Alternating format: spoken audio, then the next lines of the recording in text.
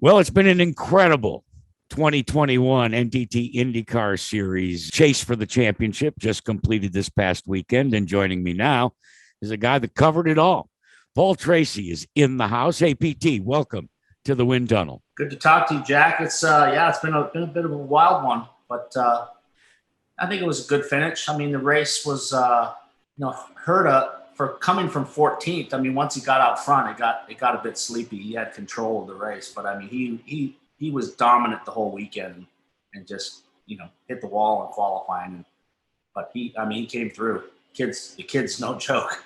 Yeah, indeed. And we can talk a little bit about what that means for 2022. But I want to circle back to the way that Chip Ganassi Racing approached this season, because for a good portion of the year, Paul, the majority of their drivers were duking it out, with the exception of Palou Award. And yes, of course, Joseph Newgarden. But for the most part, seemed like after every event, two or three of the Chip Ganassi drivers were still in the hunt for that championship.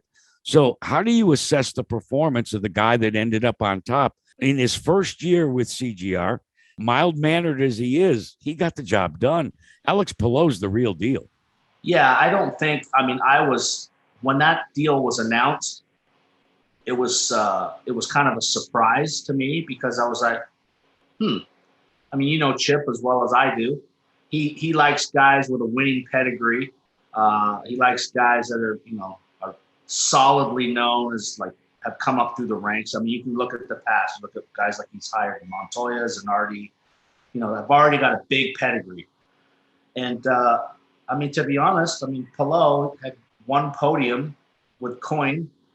Nobody really knew his track record, so to speak. He had no championships in any other formula, not even a go-kart championship. So when Chip signed him, I was like, oh, well, that's an interesting surprise. That kind of came out of nowhere, but I thought he'll be a good teammate and a good young driver to support Scott Dixon, right? Because the team, we all know, it's Scott Dixon's team. And he came out of the blocks, man, and it was like, whoa, wait a minute here. That first race, he dominated the whole weekend and really dominated Scott Dixon from start to finish of the season. I mean, in no way, shape, or form did any other driver outperform him week in, week out. I mean, the only problems he had were mechanical problems. So hats off to him. I mean, there's no way you can slice. I mean, you know how it is. We can slice up points and look at previous with the way they do points, and you could maybe come up with a different winner. And I mean, there's no way he was the clear-cut guy this year. As you just alluded to, the argument or the conventional wisdom could have been that, well, he's a great add to the circle, the universe that centers around the sun at CGR, and that was Scott Dixon. But now, with what we've seen this season, if we really drill down deep, PT, might there be a changing of the guard within Chip Ganassi Racing? Well, I think there's a changing of the guard within the whole sport, and I mean, you've seen it through your IndyCar days when back in the heyday of IndyCar, when you had Mario and you had the Unsers and Michael and Danny Sullivan. Well, I was the guy that came in. You had guys that were in their 30s and 40s, and they were like they were the guys, right? They were the superstars. They were the playboys. They were the guys with so much personality. And then comes this 21-year-old kid with glasses on, a little bit pudgy, and kind of tip the apple cart over, right? So, I mean, that's happening now. We've had a run for quite a long time of, the Dixons, the Darios, the Kanans. These guys now, I mean, they're getting up into their late 40s. And these new young kids now are coming in, and the times are so much different now, where they can get track time, so much more track time than I could back in the day, because of simulators and everything like that, and video games. And they're coming in ready to rock and roll. And now we're looking at, it's a youth movement. We got Palou, we got Pato, we got Colton Herta, You've got all these guys. I mean, Grosjean's in his mid 30s, but there's a raft of guys right now that have got a 20-year career ahead of them. Let's project to 2022, because I think hands down, and it's my opinion, 2021 has been a spectacular season, not only with what's happened on the racetrack in IndyCar, but also the great growth in terms of interest, both in the stands whenever we've been able to avoid the COVID-19 protocols, but more importantly, in the TV coverage. But you're alluding to these 20-somethings. We saw it with Palou and Palou Award, and now we see at the season's end the emergence of this kid, Colton Herta. When you look at this youth brigade, in your estimation, over the course of the next 10, let's say 10 years, it's going to boil down the majority of times to those three, or are there some other guys on the horizon that we'd better pay attention to in 2022? Well, for sure. I mean, there's a bunch of guys, but I would say that those three right now, the Pato, Palou, and Colton, they're the three youngest guys, and they are the three fastest guys in the series right now. And a battle between those guys is going to be on for quite a while. Let's break it down a little bit further. Is there one that when you're sitting in that TV booth that you kind of chuckle to yourself and go, wow, that was me when I was racing?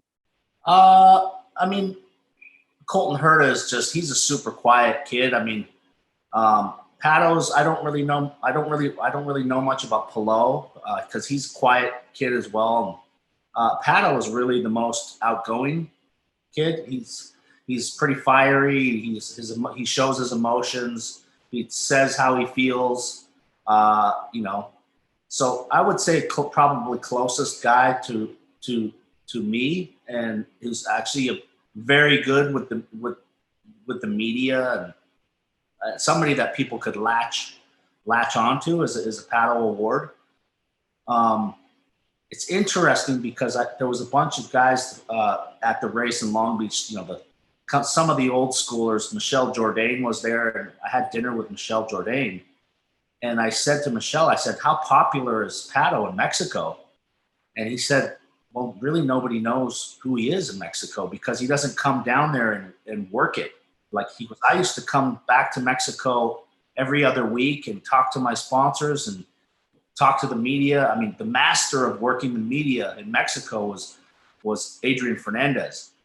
And there's an opportunity for Pato to be making millions and millions of dollars in Mexico if you work the sponsor angles down there, because the only guy they have is Checo in Formula One, and there's a lot of money available, but he's not working the system. So I mean, he was probably making $600,000-700,000 a year, maybe $1 million a year, but back in the days of Adrian Fernandez, that guy was raking in $10 million a year because he knew how to work the system, right? So it's just different times. These kids now are just so focused on just driving only that, And while IndyCar may have crowned its first champion and NASCAR is still in the midst of their playoff, we had an announcement earlier at the end of the IndyCar race at Long Beach to go with the movement of Grosjean to Andretti Autosport. We are now beginning to see some of these teams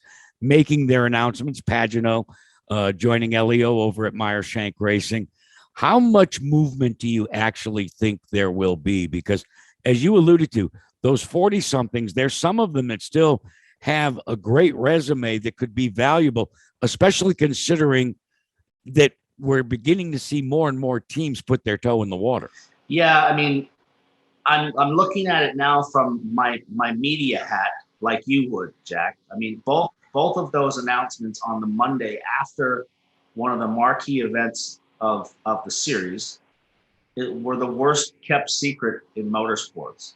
So when you have an audience of 70,000 people and you're on big NBC, it just blows my mind that the politics of things teams would not allow their ex-drivers to announce something in front of a big audience and then wait till Monday after everything's done when it's not going to make any news. So a little bit disappointed in that. I mean, I think it would have been nice to have something on air for Simon, for the time he spent at Penske and the 11 wins and championship and Indy 500. They put out a little collage video this morning on Instagram of, thanking him. But I mean, it would have been nice to do that on air, right? You would think. So I don't get it sometimes. You may have identified one of the biggest challenges. The product on the racetrack, PT, is excellent. It's over the top. Could very well be the best in America right now. The caliber of the drivers, ditto. Check that box. But I get the sense that under Penske Entertainment's umbrella, maybe the outreach and trying to control enthusiasm but use it in a positive way is still could be the major challenge facing the NTT IndyCar series as they move forward. Well, you and I both know. I mean, you've known Roger way longer than I have, and you know that they always say we don't make our announcements till after the season's over. But that's as a race team, he doesn't make his announcements till the season's over. But now he's in the entertainment business, and he's got to look out now, I believe, for other teams' interests and other teams' sponsors. And I don't think it behooves, Sirius XM and Mike Shank and all those guys to, have to wait to make an announcement on their driver till after the season's over. And from what I'm hearing, you might not even be able to drive a race car or go test until the January 1. So, there's, it's just some weird dynamic of things, but I mean, it is what it is, right? Well, hey, here's the plus, PT. The season's over. All right. You now have been freed from the chains of the TV booth. You can continue and accelerate your time back in the gym, because looming in 2022 for Paul Tracy is another go at the SRX series. Yeah, I mean, Tony has asked if I want to come back. I said, I'd love to. So I'm waiting to find out what their schedule is, what the IndyCar, where that's going to play out with the IndyCar schedule. But, for sure, if it all works for me, I want to have another crack at it and have some fun and wear the black hat. Yeah, you do that well. But I tend to suspect that when you come back for season 2, you may not be as, and this is hard for me to say, as controlled as you were in season 1. I get the sense that paybacks are a bitch. Well, and you know what? If I do end up coming back, for sure, I learned a lot about how to drive a stock car on a short track. And what I learned, Jack, is that even as smooth as I thought I was and as smooth as I thought I drove Indy cars, Tony Stewart and Bobby Labonte are 10 times smoother than I am. And what I learned is that on a short track, the more you input into the wheel back and forth and catching the car, and the more you piss off the tire. And then when the tire gets pissed off, then the grip goes down and the tire pressures go up, and then everything just snowballs on top of you. So having now gone back and watched everything, analyzed everything, I know that I've got still a lot more to learn about how to drive a stock car, and I certainly learned a ton of how Tony Stewart does it, and I'm going to try to apply those practices next year and hopefully make run at the championship. Because this year I came in and I came to your track, right? And I got there and I'm like, oh, this place is pretty simple. Looks like a little bit like a small New Hampshire. So I told myself, I said, I'm going to brake early, super early, and roll the corners, pick up the power smooth. So I go out my first time in the car and I, lift off, I thought plenty early. And I got the brake locked up going into the corner, into turn 1. And I catch a little bit of apron and it gets tight on me in the center. And then I start feeding the power in and it steps out sideways and starts spinning the wheels. And, I'm driving the wheels off the thing. And I do about 5 laps and I'm like, wow, that's pretty good, right? I get out of the car and Ray goes, yeah, I mean, not a bad lap time, but you had a little bit of locking. And so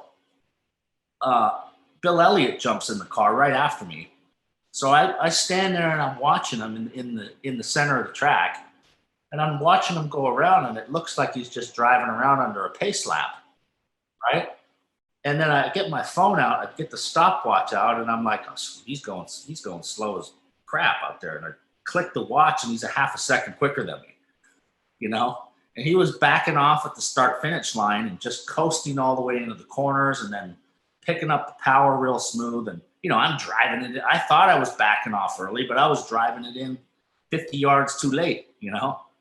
So those are all the things that I learned about stock cars that I thought I could apply in the beginning, but I learned that I got a long way to go. Well, lessons learned. And remember, across the board in short track racing, specifically with stock cars, 8 wheels into the corner are always better than just 4. Hey, PT, enjoy your off season. We'll visit again real soon, and certainly appreciate your carving some time out after a busy Long Beach weekend to visit with me here inside the wind tunnel.